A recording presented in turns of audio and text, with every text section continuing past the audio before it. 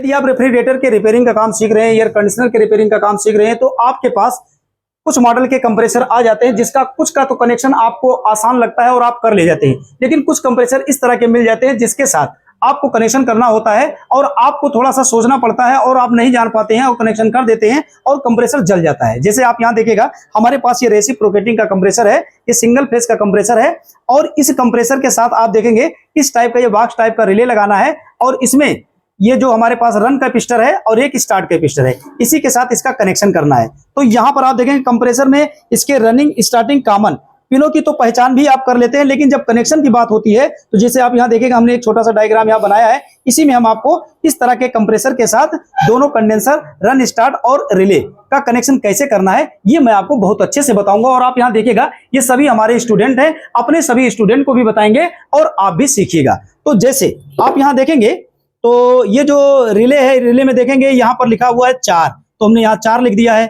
यहाँ लिखेंगे तो देखिए पिन पर लिखा हुआ है 5, तो यहाँ पर हमने 5 लिख दिया है। यहाँ पर लिखा हुआ है 2 इस पिन पर, तो यहाँ हमने 2 लिख दिया है। यहाँ पर 1 लिखा है तो हमने यहाँ 1, माने कि ये रिले हमने सेम बना दिया है। और यहाँ देखिएगा ये हमारा है स्टार्ट कैपेसिटर, हमने यहाँ बना दिया है, इसमें 2 तार का कनेक्शन करना है। और ये देखिएगा रन कैपेसिटर है, तो यहाँ इस रन कैपेसिटर को यहाँ हमने बना दिया है। अब इस रिले के साथ कंप्रेसर का कनेक्शन कैसे करना है, और यहाँ देखिए जो इसका कंप्रेसर है, इस कंप्रेसर का यहाँ देखिएगा कॉमन, रनिंग और स्टार्टिंग पिन को हमने बना दिया है। अब यहाँ इसका कनेक्शन जैसे आपको करना है, तो कनेक्शन करने के लिए सबसे पहले क्या करना है, इसका जो पिन नंबर 5 है इस पर फेज सप्लाई देना है।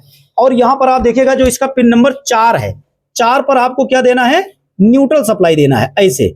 अब यहाँ देखिएगा जो ये पिन नंबर 5 की सप्लाई आपने फेज सप्लाई यहाँ पर दिया है, ये 5 वाली सप्लाई सीधे आपको कहां से जोड़ देना है, सीधे आपको इसके पिन नंबर 5 से जोड़ देना है।